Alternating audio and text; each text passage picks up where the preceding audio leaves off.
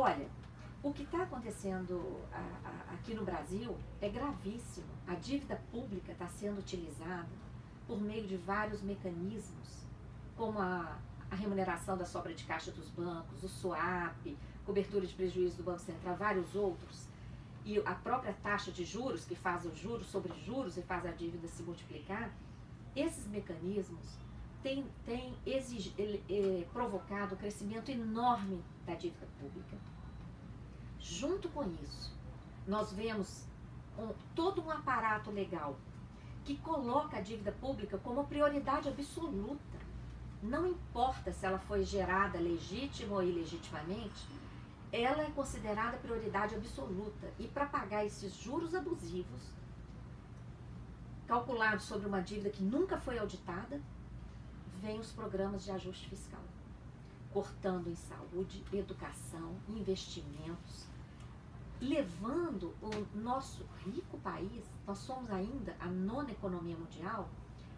A ONU nos coloca em 79º lugar no índice de desenvolvimento humano.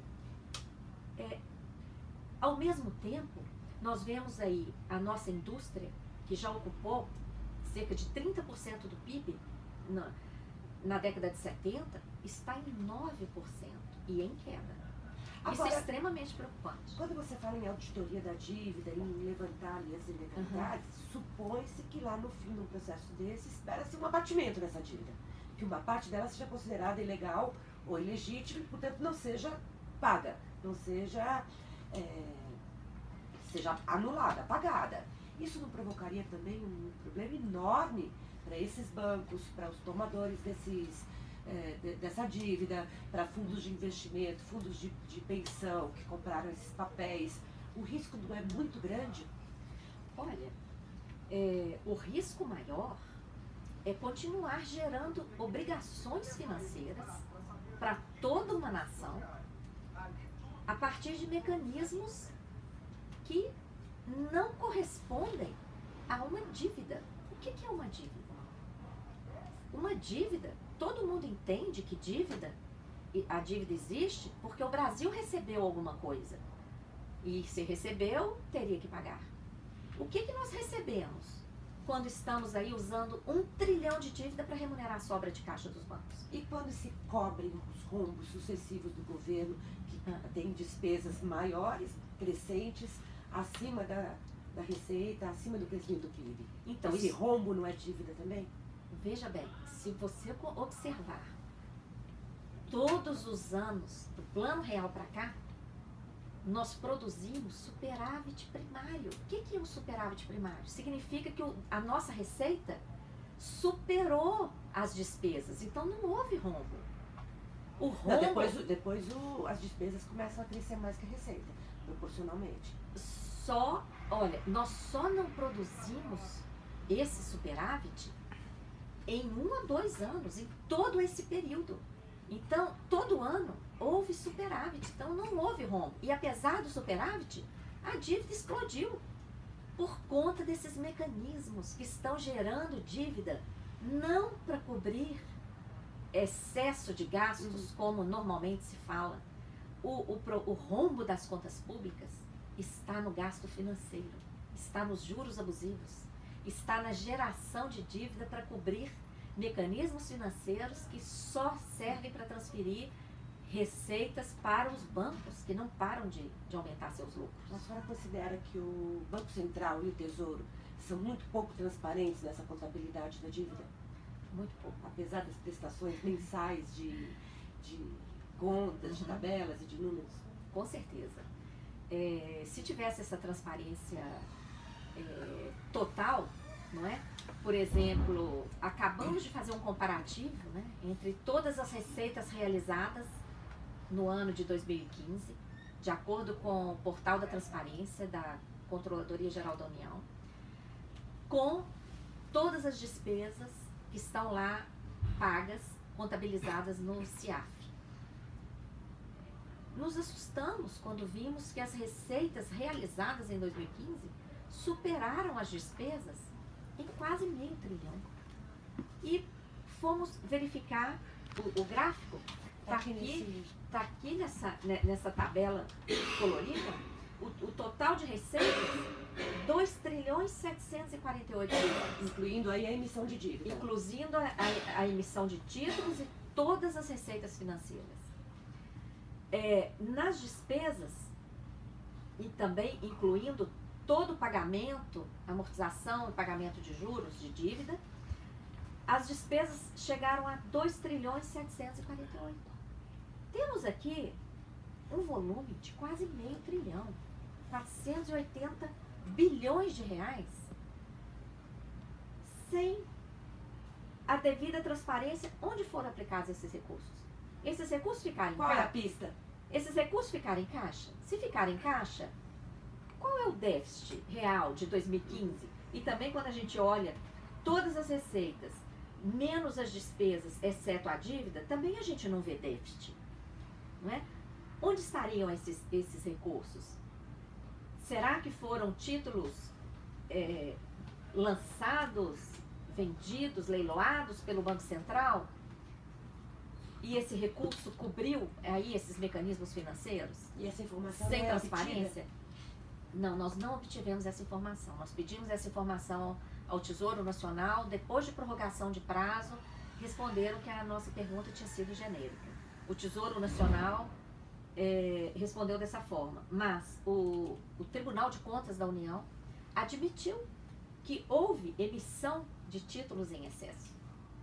E nós verificamos que houve não só a emissão, como o próprio leilão, porque senão essa importância não estaria contabilizada nas receitas realizadas, né, que efetivamente foram realizadas no Isso em 2015, né? 2015.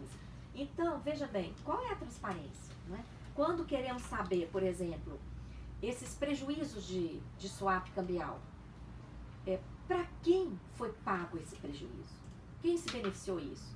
Se isso é dívida pública e que o povo está pagando, nós queremos essa transparência. Isso é considerado sigiloso. Nós queremos saber com quem estão os títulos, até para fazer essa verificação aí de quem eventualmente poderia correr o risco de ficar prejudicado caso se apurasse ilegalidades. Nós não sabemos quem detém os títulos. Mas também seria discricionário, né? Seria escolher quem vai ter o prejuízo e quem não vai ter, no caso de chegar a um abatimento da dívida. Se eu tivesse que fazer 3 perguntas para o Banco Central, exigindo uma resposta, Maria Lúcia, quais seriam essas perguntas? Deixa eu pensar. Em primeiro lugar, quem são os detentores dos títulos? Porque é um absurdo sequer sabermos quem são nossos credores. Para quem devemos? Para quem estamos pagando esses juros abusivos? Então, em primeiro lugar, quem são os detentores dos títulos da dívida? Né? Quem são nossos credores em geral, tanto da dívida interna como externa? Essa seria uma primeira pergunta. Em segundo lugar, quanta dívida privada já foi transformada em dívida pública? Inclusive dívidas de bancos.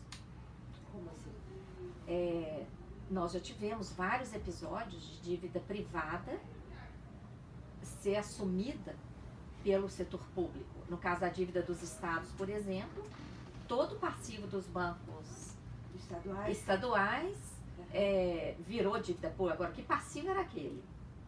Entendeu? A gente não tem essa informação. Aquilo ali foi tudo quitado e virou dívida pública. E não só isso. Né? Quando na crise da dívida externa, por exemplo, lá na década de 80, toda a dívida externa privada foi transformada em dívida a cargo do Banco Central. E quem eram esses credores? Porque naquela época, quem tinha acesso a crédito internacional eram as grandes empresas multinacionais e os bancos. E aí, o que aconteceu com isso? Não é? Então, a segunda pergunta seria: quais dívidas privadas já foram transformadas em dívidas públicas e nós estamos pagando?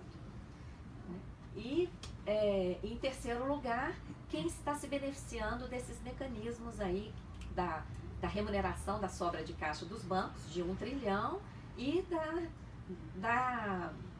do swap cambial, né? Quem foram os felizardos que receberam aí centenas de bilhões de reais nos contratos de swap cambial. Essas 3 perguntas, basicamente, seriam as mais importantes, porque a taxa de juros nós já sabemos.